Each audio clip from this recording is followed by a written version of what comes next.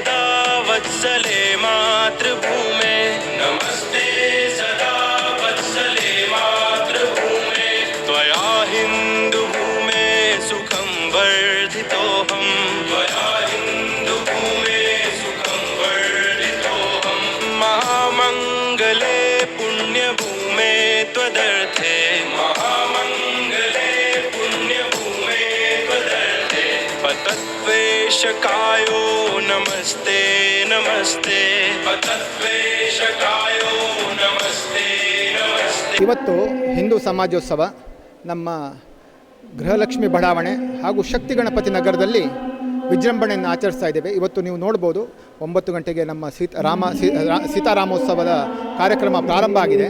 ಸಾಯಂಕಾಲ ರಾಮರಥೋತ್ಸವದ ಕಾರ್ಯಕ್ರಮ ಸಹ ಇದೆ. ವಿವಿಧ ಬಡಾವಣೆ ರಸ್ತೆಗಳಲ್ಲಿ ರಾಮರಥೋತ್ಸವದ ಕಾರ್ಯಕ್ರಮಗಳಿದ್ದಾವೆ. ಸಮಸ್ತ ಹಿಂದೂ ಬಾಂಧವರು ನಾವು ಸಹಬಾಳ್ವೆಯಿಂದ ಇರಬೇಕು, ನಾವು ಎಲ್ಲರೂ ಒಗ್ಗಟ್ಟಾಗಿ ನಮ್ಮ ಸನಾತನ ಧರ್ಮವನ್ನು ಸಂರಕ್ಷಿಸಬೇಕು.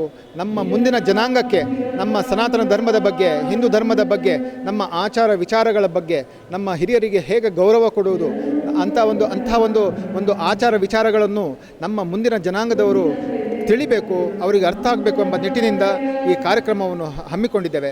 ಬಹುಶಃ ನಾವು ಅರ್ಥ ಮಾಡ್ಕೊಳ್ಬೇಕೇನೆಂದರೆ, ಸನಾತನ ಧರ್ಮ ನಮ್ಮ ನಮ್ಮ ಭಾರತ ದೇಶದಲ್ಲಿ, ನಮ್ಮ ಭರತ ಖಂಡದಲ್ಲಿ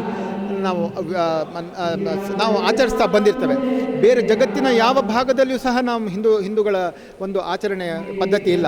ಹಾಗಾಗಿ ನಮ್ಮ ದೇಶದಲ್ಲಿ, ನಮ್ಮ ನೆಲದಲ್ಲಿ ಹಿಂದೂ ಸಂಸ್ಕೃತಿ, ನಮ್ಮ ಸನಾತನ ಸಂಸ್ಕೃತಿ ಉಳಿಯದೆ ಬೆಳೆಯದೆ ಮತ್ತೆಲ್ಲಿ ಆಗಬೇಕು.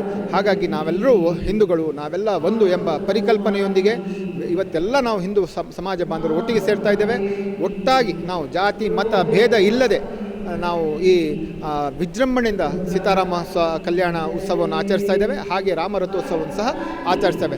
ಎಲ್ಲರೂ ಈ ಸಮಾಜದ ಎಲ್ಲರೂ ಈ ಕಾರ್ಯಕ್ರಮದಲ್ಲಿ ಭಾಗಿಯಾಗಬೇಕಂತೇಳಿ ನಾನು ಮತ್ತೊಮ್ಮೆ ನಿಮ್ಮೆಲ್ಲರಿಗೆ ಕೇಳ್ಕೊಳ್ತಾ ಇದ್ದೇನೆ. ಮಹಾಲಕ್ಷ್ಮಿ ಕ್ಷೇತ್ರದ ಶಾಸಕರಾದ ಶ್ರೀ ಗೋಪಾಲಯ್ಯನವರು ಬಹಳ ಪ್ರತಿಯೊಂದು ಕಾರ್ಯಕ್ರಮದಲ್ಲಿ ಸಹ ನಮ್ಮ ಮಹಾಲಕ್ಷ್ಮಿ ಭಾಗದಲ್ಲಿ ಸುಮಾರು 16 ಕಡೆ ಹಿಂದೂ ಸಮಾಜೋತ್ಸವದ ಒಂದು ಮುಖ್ಯ ರೂವಾರಿಯಾಗಿ ಅವರು ನಮ್ಮ ಹಿಂದೂ ಸಮಾಜದ ಬೆನ್ನೆಲುಬಾಗಿ ಎಲ್ಲ ರೀತಿಯ ಸಹಕಾರವನ್ನು ಕೊಟ್ಟು ಈ ಕಾರ್ಯಕ್ರಮವನ್ನು ನಡೆಸಿಕೊಂಡು ಬರ್ತಾ ಇದ್ದಾರೆ. ಅವರ ಸಹಾಯ, ಅವರ ಒಂದು ಪ್ರೋತ್ಸಾಹ ಬಹಳ ಮುಖ್ಯ. ಅವರು ಮಾಡ್ತಾ ಇದ್ದಾರೆ. ಹಾಗಾಗಿ ಅವರಿಗೆ ಸಹ ಒಳ್ಳೆಯದಾಗಲಿ.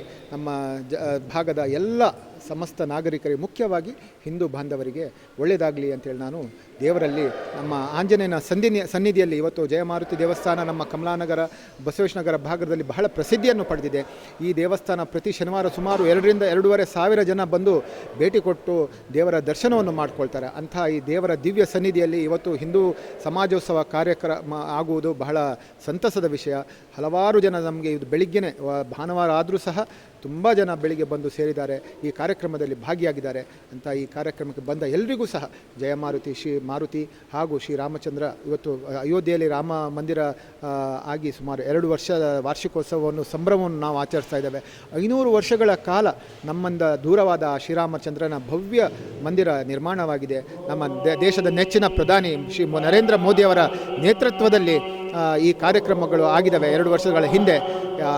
ಅಂಥ ಸುಯೋಗ ನಮಗೆಲ್ಲರಿಗೂ ಬಂದಿದೆ.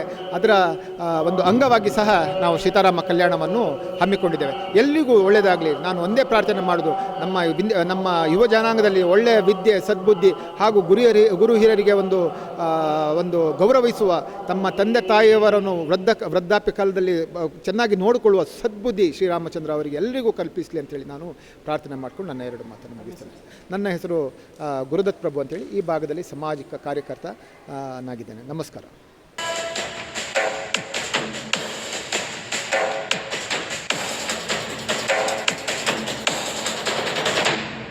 नमस्ते सदा वत्सले मातृभूमे नमस्ते सदा वत्सले मातृभूमे त्वया हिन्दुभूमे सुखं वर्धितोऽहं त्वया हिन्दुभूमे सुखं वर्धितोऽहं महामङ्गले पुण्यभूमे त्वदर्थे महामङ्गले पुण्यभूमे त्वदर्थे पतत्वेशकायो नमस्ते नमस्ते पतत्वेशकायो नमस्ते नमस्ते प्रभो शक्तिमन हिंदू राष्ट्रांग भूता प्रभो शक्तिमन हिंदू राष्ट्रांग भूता इमे सादरं त्वां